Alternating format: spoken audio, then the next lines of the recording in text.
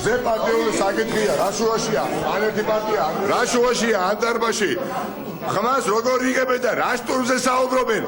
ღიად დეკლარირებული აგრესორი, ოკუპანტი, რომლის ხელებზეც გავრილოს გულისხმობ, ჯერ ქართველთა ჯარისკაცების სისხლიც არ არის შემშრალი, შემოიყვანეს ამ დარბაზში. და სტურმი თუ ვინმე მაიღო ეს დარბაზი, აიგეს მათ? ხვდებით თქვენ რა ხდება? ამ დარბაზში სადაც საქართველოს დამოუკიდებლობა გამოცხადდა.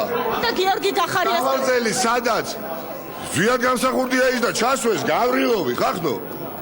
და დღეს ერთი არც მეტი არც ნაკლები საუბრობენ ყველაფერზე გარდა სიმართლეზე და გიორგი გახარიას გადადგომაზე უარი მოსულები არ მაინტერესებს. გიორგი გახარია არის კრიმინალი.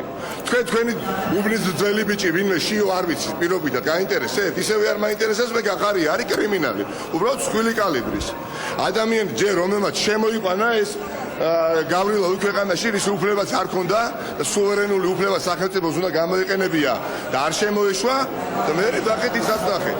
მაგრამ მინდა თავარი თქვა და ამით მორჩევი ახლა.